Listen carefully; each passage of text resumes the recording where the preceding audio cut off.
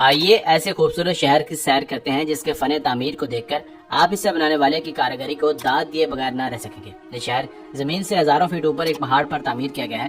اسے محض پتھروں سے بنایا گیا ہے اور ان پتھروں کو آپس میں جوڑنے کے لیے کسی بھی مٹی یا گارے کا استعمال نہیں کیا گیا۔ آج سے صدیوں سال پہلے آخر وہ کون سی تکنیک تھی جس کے بدولت بادلوں میں یہ شاندار شہر تعمیر کرنا ممکن ہو پایا تھا؟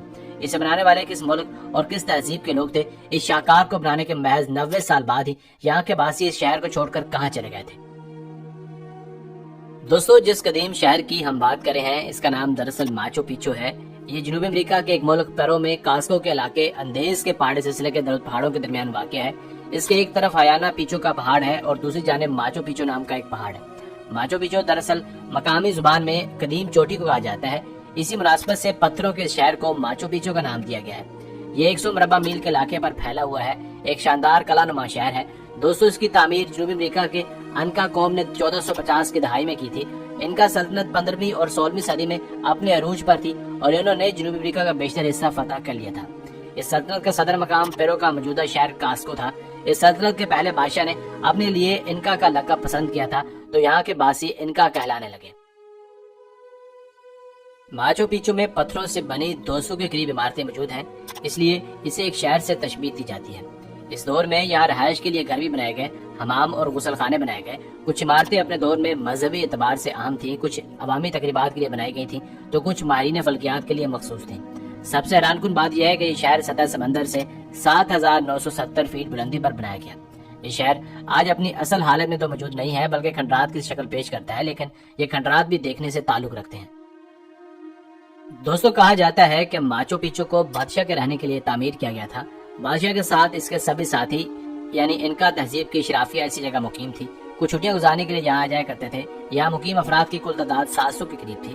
ایک رائے یہ بھی پیش کی جاتی ہے کہ ماچو پیچو ایک مذہبی مقام کے طور پر تعمیر کیا گیا تھا۔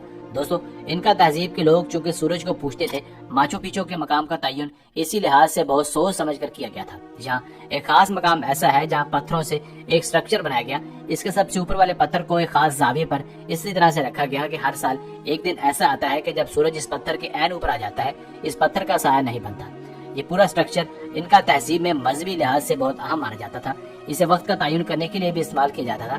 بعض مورخین یہ خیال بھی ظاہر کرتے ہیں کہ ماچو پیچو بنانے کی ایک اہم وجہ سورج کے قریب آنا تھی۔ اسی غرض سے اس شہر میں ایک علامتی سورج جیسی گول عمارت بھی بنائی گئی۔ اسے مقدس عمارت کا درجہ حاصل تھا۔ یہ ایک طرح کا چرچ تھا جہاں سورج کی عبادت کی جاتی تھی۔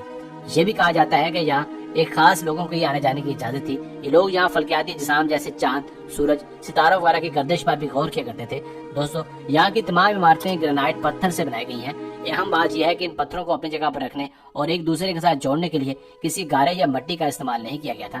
اس کے باوجود یہ شہر آج 600 سال بعد بھی تقریباً اپنی اصلی حالت میں موجود ہے۔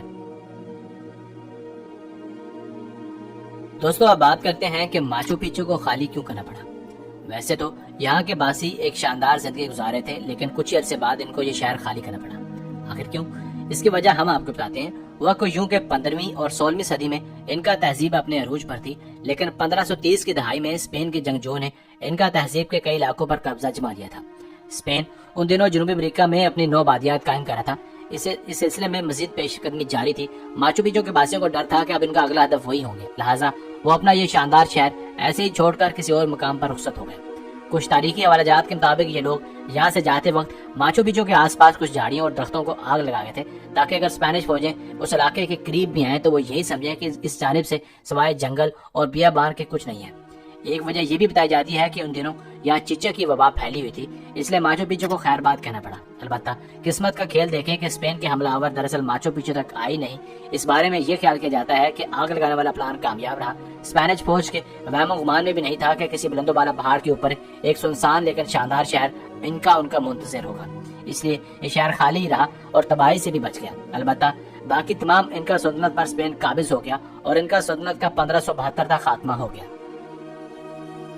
دوستو، اب بات کرتے ہیں کہ ماچو پیچو کو کس نے دریافت کیا۔ 1450 کی دہائی میں تعمیر کیا گیا یہ شاندار کلا نما شہر ماچو پیچو تقریباً 90 سال بعد خالی کرنا پڑا۔ یہ اسپینش حملہ آوروں کی نظروں سے تو بچا رہا، البتہ اس کے بعد بھی 4 صدیوں تک یہ شہر زمانے کی گرد و غبار کی نظر ہو کر دنیا سے اوجھل رہا۔ کس کو خبر تھی کہ پیرو کے جنوب میں انسانی تاریخ کا اپنی مثال آپ نمونہ دھول مٹی میں اٹا پڑا ہے۔ آخرکار 1911 میں اس شہر کی دریافت کر لیا گیا۔ ہوا کچھ یوں کہ امریکی یونیورسٹی ہارورڈ کے پروفیسر ماہر آثار قدیمہ ہیرم بیگم اپنی ٹیم کے ہمراہ کاسکو کے قریب انکا تہذیب کا ایک دوسرا شہر دریافت کرنے نکلے تھے۔ یہاں مقامی لوگوں سے بات چیت کے دوران انہیں بتایا گیا کہ قریب ہی ایک ایسا پہاڑ ہے جہاں کچھ کھنڈرات موجود ہیں۔ یہ معلومات ان کو بالکل عام مقامی لوگ دے رہے تھے۔ جس کسان نے برہم کو ان کھنڈرات کا بتایا تھا وہ اس پہاڑ کو ماچو پیچو کہہ رہا تھا۔ ماچو پیچو دراصل اس علاقے کی مقامی زبان میں قدیم چوٹی کو کہا جاتا ہے۔ انہی لوگوں کی مدد سے بنگم اس مقام تک پہنچ گیا اور ان کھنڈرات کو دیکھ کر بہت خوش ہوا، اتنا ایکسائٹڈ کہ فوری طور پر یہاں سے کچھ پتھر اور دوسری چیزیں اپنے ساتھ امریکہ بھی لے گیا تاکہ ان پر تحقیق کی جا سکے۔ یہ بات دلچسپ ہے کہ اس واقعے کے 100 سال بعد پیرو کی حکومت نے امریکی صدر باراک اوباما کے دور میں مقدمہ چلایا اور آخرکار امریکہ کو یہ چیزیں واپس کرنی پڑی۔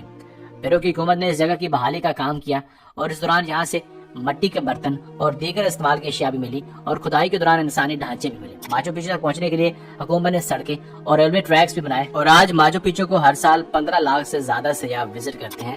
1983 میں اسے یونیسکو نے ورلڈ ہیریٹیج یعنی عالمی ورثے کی لسٹ میں شامل کر لیا، جبکہ 2007 میں اسے دنیا کے نئے 7 عجائبات کا حصہ بھی بنا دیا گیا۔ ذرا سوچے کئی صدیوں پہلے کا انسان کس طرح کے شاندار شہر تعمیر کر گیا۔ ماچو پیچو انسانی تاریخ کا ایک ایسا شاہکار ہے جسے آج کے ترقی یافتہ دور کی انجینئرنگ بھی دیکھ کر دنگ رہ جاتے ہیں۔ یہ بھی ممکن ہے کہ دھول مٹی میں اٹے آج بھی مزید کئی قدیم شہر دنیا کی نظروں سے کہیں دور وقت کی ستم ظریفی پر آہو پکا کرے ہوں گے اور یہ بھی اچانک کسی راہگیر کی نظروں میں آ جائیں گے۔